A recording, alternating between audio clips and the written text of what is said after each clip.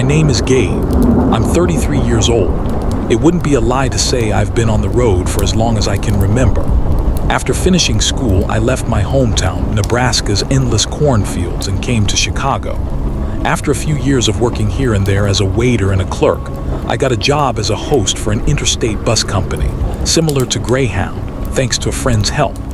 From that day on, buses became almost my home, my address, my entire life. Once you get used to this job, the hum of the diesel engine settles into your ears and you can't go back to office work. Day and night blend together and you sleep in those narrow seats, constantly jostled. But at the same time, there's a strange thrill to it. Still, it's the road and it binds you to itself. It was the beginning of last month. The weather had turned bitterly cold and Chicago's infamous, bone-chilling wind had begun to make itself known. I was on the night shift at the terminal near Union Station. Our bus was scheduled to depart around 11 at night, heading through Michigan to the Upper Peninsula, to the lonely forests of the north. Our driver was Bill. Bill was in his 50s with graying hair, a man of few words and heavy smoking, and 25 years of experience. He knew every curve and pothole from Route 66 to the narrowest northern mountain roads by heart. That night, the bus wasn't very full. Out of 46 seats, we had only 19 passengers. Even while loading the luggage, I felt an inexplicable unease. Maybe it was the extreme cold. Maybe the terminal seemed lonelier than usual that night. I didn't know. I checked the tickets and helped each passenger aboard. College students, elderly women returning to their families, a few ordinary men. When boarding from the back, an elderly man caught my attention. He wore a thick, worn brown coat and a knitted cap. He held a dark old rosary and kept moving the beads, his lips quietly moving. I checked his ticket, number 38. It was the seat just in front of the last 4-seat row by the window. His name was Abraham. When I showed him his seat, he only nodded. He didn't make eye contact, a man to himself. I didn't press further. I counted everyone, none missing. I signaled Bill, and we slowly left the platform. After passing the highway tolls leaving Chicago, I began my usual routine. I prepared the service cart for drinks. Tea, coffee, soda, crackers. Whatever they might want, I distributed. People rarely eat much on night trips. Most just want to fall asleep quickly.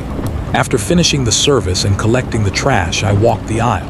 I switched the lights to blue night mode. Bill was up front, listening to an old country channel quietly on the radio. I went to the front and sat in the host's seat beside him. "The road seems clear, Bill. No traffic," I said.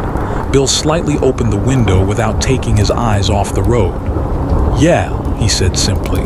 "But they said there's hidden ice near the Great Lakes. Be careful. Go back, get some sleep. Rest your eyes. I'll call you if anything happens." Normally, Bill wouldn't say that. Everything about this night felt strange. My eyes were already closing.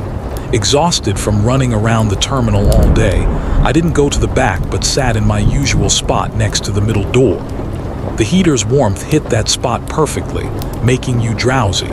I leaned the seat slightly back and pulled my jacket tighter. The monotonous jostling of the bus, the muffled engine noise from behind, and the constant hum of the tires on asphalt. It was like a lullaby meant just for me. Within 5 minutes, I fell into a deep sleep. I had no idea how long I slept or how far we had gone. What woke me up wasn't the bus shaking or a sound. It was an unbelievably cold chill. My jacket did nothing. It was as if someone had opened all the bus windows wide, letting a blizzard inside. Startled, I opened my eyes, but I couldn't see anything. The interior was pitch black.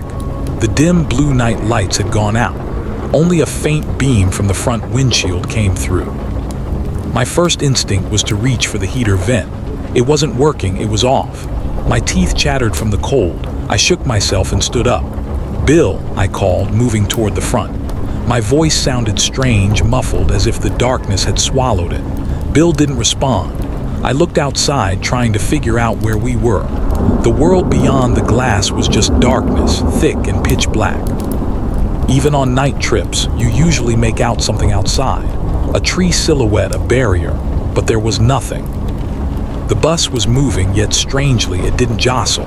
It felt like we were gliding over still water, not asphalt. Even the engine sounded different. The familiar loud diesel rumble was gone, replaced by a low, muffled moan. My stomach cramped. Something was wrong, but I couldn't figure out what. I reached for my phone in my pocket. I knew it was fully charged. I pressed the button, but the screen was dead. The phone was completely lifeless. I stood and stepped into the aisle. That's when I noticed the strange state of the bus. None of the 19 passengers were asleep. All the seatbacks were upright. But that wasn't what made my blood run cold. Every passenger was staring at the right side windows. Even those on the left had twisted their necks painfully to the right, staring into the pitch-black glass with lifeless eyes. No one moved or spoke. In the double seat in front of the middle door sat a middle-aged woman. Her face was fully turned to the right window, eyes wide open, eyelashes unmoving. "Ma'am," I said in a quiet voice. "Are you okay?" She didn't respond. I reached out to touch her shoulder. The moment I did, I pulled back. Her body was icy. It felt like touching meat that had been in a cold storage for hours. I started to panic. I walked forward toward Bill, unsure what to do. Every passenger I passed was the same. Heads turned to the right, fixed on the void outside. Their faces showed neither fear nor surprise, only absolute emptiness. Up front, Bill was at the wheel, gripping it so tightly his knuckles had turned white. The headlights were on, but they barely illuminated a few meters ahead. The light couldn't pierce the darkness.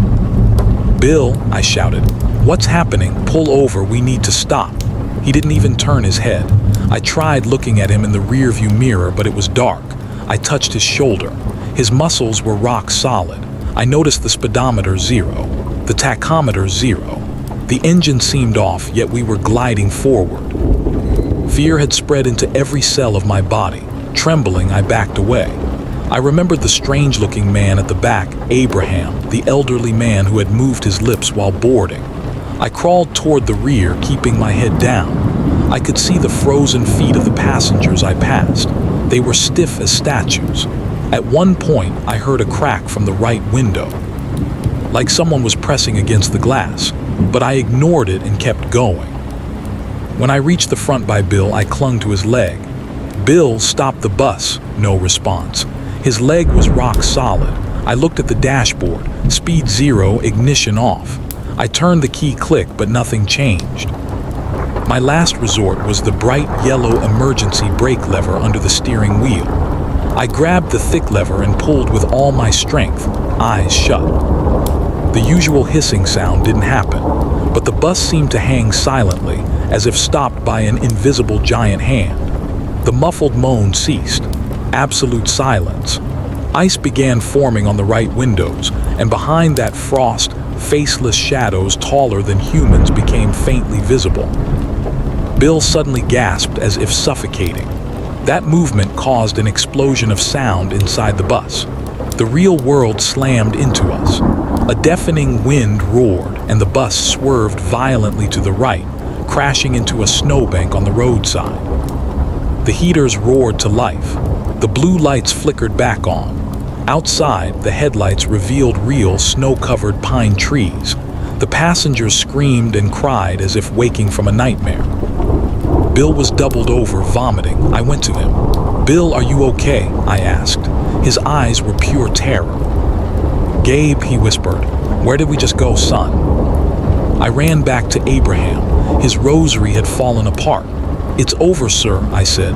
"We're back." He slowly lifted his head. "No, son," he whispered. "They just pulled back. Once someone opens that door, nothing will ever be the same again." When the military found us in the morning, they were too shocked to speak. We were 30 miles off the intended route, on an unused, remote forest road. How that enormous bus got onto that narrow path without hitting a single tree was never explained. Officially, it was recorded as an unfortunate routing error. What did I do? I resigned the day we returned to Chicago. Now I run a small coffee shop downtown. I don't work at night anymore. After dark, taking a bus is over for me. Sometimes on freezing winter nights, lying in bed, I feel those faceless shadows waiting just outside the glass. I can't help but wonder who or what they were. If I hadn't intervened, where would they have taken us, and what would they have done? Well, it doesn't matter now. Take my advice. If it's pitch black outside on a night trip, don't stare out the window into that void for too long. Darkness isn't just the absence of light. Sometimes it's the icy gaze of a pair of eyes watching you. That was the end of the story, friends. I wish you all safe travels. Don't forget to like the video and subscribe to the channel. See you in the next mysterious story. Take care of yourselves.